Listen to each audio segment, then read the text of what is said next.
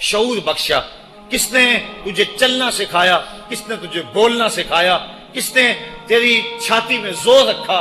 آج تو کڑیل جوان ہے، آج دولت کے انبار تیرے پاس ہیں، آج تو چودھری ہے، آج تو خان صاحب ہے، آج تو بہت بڑا عالم ہے، آج تو مفتی ہے، آج تو پیر ہے، آج تو منسٹر ہے، آج تو ناظم ہے، آج دنیا تیری باج گزار ہے، آج تیرے دماغ میں وہ قوت رکھ دی گئی کہ دنیا کو تو انگلیوں پہ نچا رہا ہے۔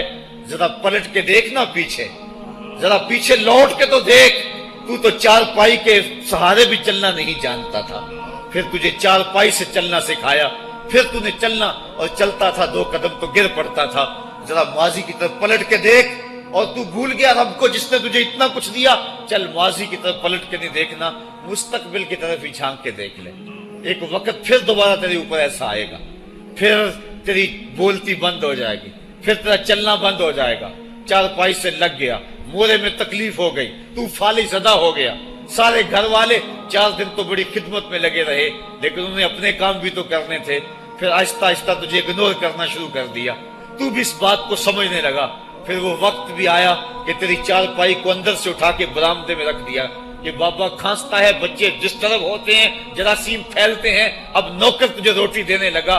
شام کو بیٹا آتا ہے، 2 لمحے کھڑا ہوتا ہے، پھر اپنے بیڈ روم میں چلا جاتا ہے، تو اس کی صورت کو ترستا رہتا ہے۔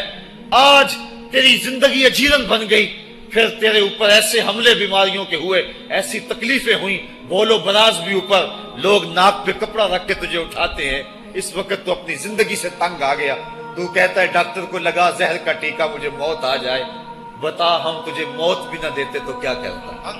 ہم نے تجھے زندگی دی تھی، یہ ہمارا احسان، اور اب تمہیں موت اگر دیں گے تو یہ بھی ہمارا احسان ہے۔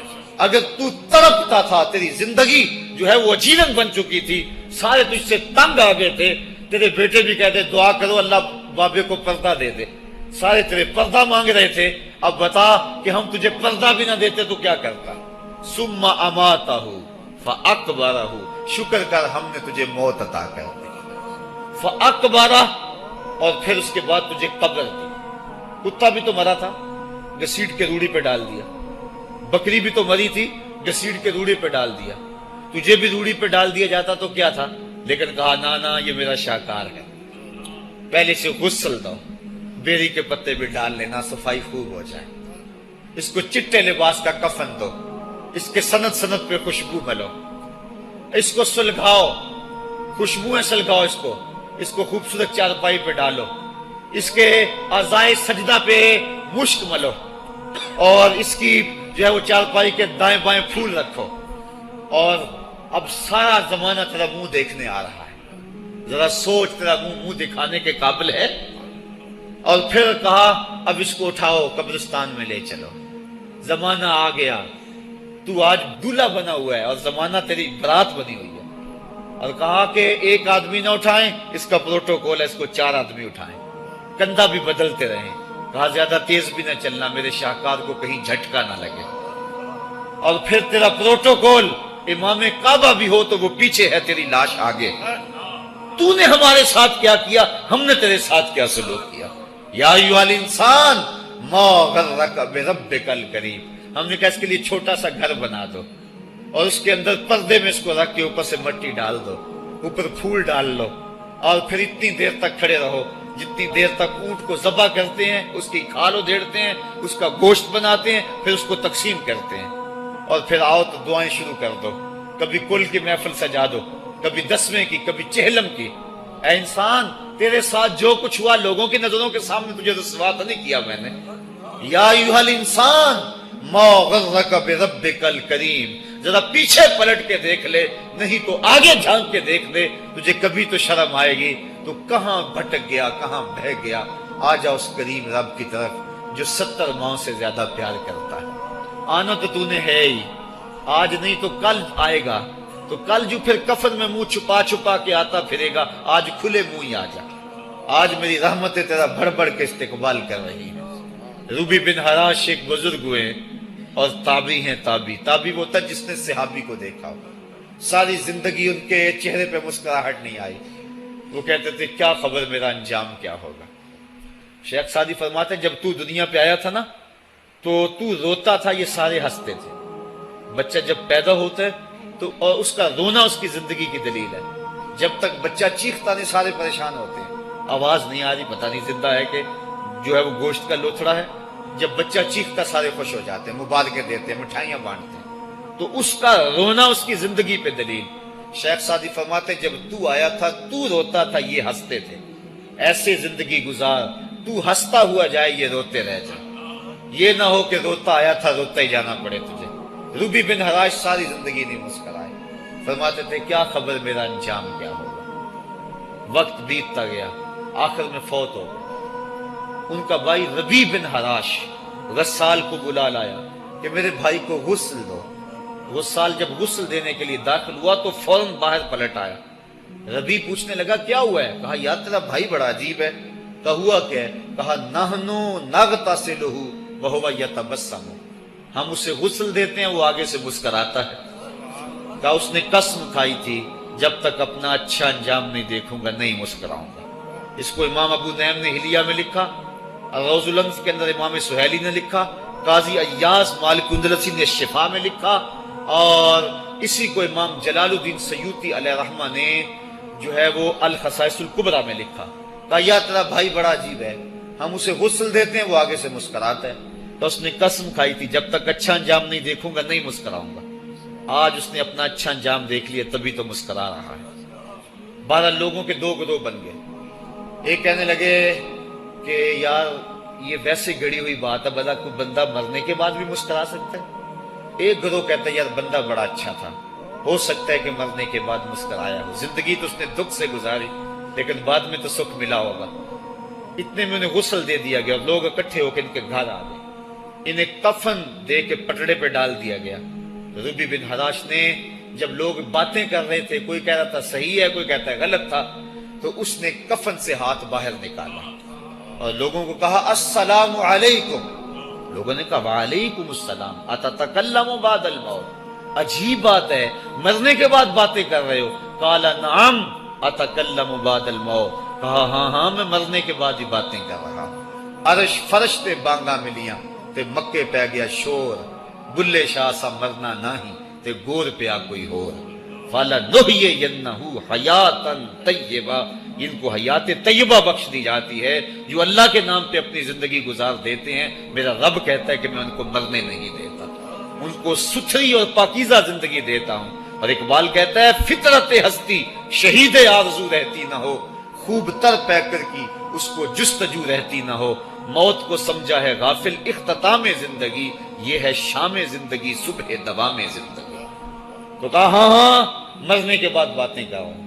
لوگوں نے کہا بتا پھر تیرے رب نے تیرے ساتھ سلوک کیا کیا. تو ربی جو فوت ہو چکا ہے کہتا ہے استقبلنی ربی غیر غضبان واستقبلنی بروح و ریحان. کیا پوچھتے ہو، اس کے قدرت والے چہرے پہ کوئی غصہ نہیں تھا. اس نے روح و ریحان کے پھولوں کے ہار میرے گلے میں ڈالے.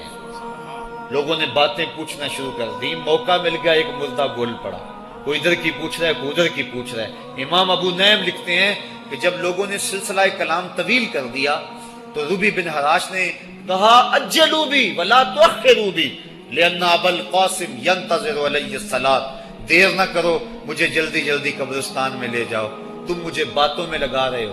امام الانبیاء میرے جنازے کا انتظار فرما رہے ہیں. لوگوں نے جنازہ پڑھا اور اپنے گھروں میں آنے کی بجائے سیدھا ام المومنین حضرت عائشہ صدیقہ رضی اللہ تعالی عنہا کی چوکھٹ پہ چلے گئے اور جا کے سارا ماجرا کہا. وہ ابھی باقاعد حیات تھی.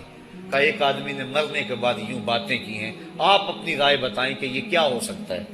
تو ام المومنین رضی اللہ تعالی عنہا نے فرمایا تم کیوں پریشان ہو گئے ہو، میرے سرتاج آقا فرما گئے ہیں کانا رجل من امتی یتکلم بعد الموت، میری امت میں ایسے مرد بھی ہوں گے جو مرنے کے بعد باتیں کیا کریں. تو وہ لوگ جنہوں نے اپنی زندگی اللہ کے نام لگا دی اور اس کے ذکر کے نام لگا دی، وہ مرنے کے بعد بھی ابدی اور سرمدی زندگی پاتے ہیں. اور جو لوگ اللہ سے بے بہرہ ہیں، اس کی خشیت سے جن کا سینہ خالی ہے اور دین کا چراغاں جن کے سینے میں نہیں ہے، وہ چلتے پھرتے بھی مردہ ہیں. ان کے سینے میں دھڑکتا ہوا دل تو ہے لیکن تمانیت کا نور اس میں نہیں رکھتے ہیں. وہ دھرتی کے اوپر چلتے تو ہیں لیکن دھرتی کا بوجھ ہیں. لیکن یہ لوگ وہ دھرتی کی چھاتی میں ہیں لیکن دھرتی کا وقار ہے. ان کی قبروں سے بھی زندگی پھوٹ رہی ہے اور ضیائیں پھوٹ رہی ہیں. میں جب بھی کبھی لاہور گیا ہوں تو ایک منظر مجھے اپنی طرف کھینچتا ہے. جب میں دریائے راوی کے اس پار ہوتا ہوں تو میں ایک قبر دیکھتا ہوں جس پہ حسرتیں برس رہی ہیں. وہ بر صغیر کا مطلق العنان حکمران جس کی کے اشارہ ابرو سے ہندوستان کی تقدیر بدلتی تھی، آج چند تاش کھیلنے والی ٹولیاں اس کی قبر پہ بیٹھی ہیں. اس کی محبوب بیوی جو بادشاہ کے پیچھے بیٹھتی تھی اور پردہ پیچھے لٹک رہا ہوتا، بادشاہ کا کوئی فیصلہ اسے ناگوار ہوتا، پیچھے سے وہ کمر ٹھونکتی، بادشاہ فیصلے بدل لیتا. جس کے اشارہ ابرو سے ہندوستان کی تقدیر کے فیصلے تبدیل ہوتے تھے، اس کی قبر بھی ساتھ ہی اندھیرے میں ہے. اور اس کی بیٹی کی قبر کے اوپر زیب النساء کے مقبرے پہ لکھا ہے: بر مزار ماں غریباں، نہ چراغے نہ گلے، نہ پرے پروانہ سوزت، نہ صدائے بلبلے. ہم غریبوں کی قبر پہ کون چراغ جلانے آئے گا، کون پھول ڈالنے آئے گا؟ نہ کوئی بلبل گیت گانے آئے گی اور نہ کوئی پروانہ پر جلانے آئے گا. یہ وہ جو مطلق العنان تھے، یہ ان کی قبر کی کہانی سنائی. اور جب میں دریائے راوی کا کنارہ پار کرتا ہوں تو ایک لوح مزار وہ بھی ہے جہاں جلی حروف میں لکھا ہے: گنج بخشے فیض عالم، مظہر نور خدا، ناکساں را پیر کامل، کامراں را رہنما. جب زندگی ایک طرح کی نہیں ہوتی تو پھر موت بھی ایک طرح کی نہیں ہوتی. جب دنیا پہ رہنے والے لوگ ایک طرح سے زندگی نہیں گزارتے تو ان کی برزخ بھی ایک طرح کی نہیں ہوتی. تو یہ ہیں وہ لوگ جن کی قبروں پہ آج بھی چراغاں ہیں، جن کے نام کا آج بھی تنتنا ہے. 1000 سال گزر گئے، ان کی نسبی اولاد تو کوئی نہیں ہے، انہوں نے شادی بھی نہیں کی تھی، لیکن اس کے باوجود دن کو چلے جاؤ، کڑکتی دوپہر کو چلے جاؤ، برستی بارش میں چلے جاؤ، لمبی رات کی تنہائی میں چلے جاؤ، موسم کی کسی بھی شدت میں چلے جاؤ، حکومتوں کے بدلتے ہوئے ماحول، مارشل لاؤ کی کیفیتیں، جس دور جس حالت میں مرضی جاؤ، آپ کو وہاں میلہ نظر آئے گا، وہاں ہجوم عاشقہ نظر آئے گا. ارے میں گسارو سویرے سویرے، خرابات کے گرد پھیرے بپھیرے، کبھی اس طرف بھی گزر کر تو دیکھو، بڑی رونقیں ہیں فقیروں کے ڈیرے.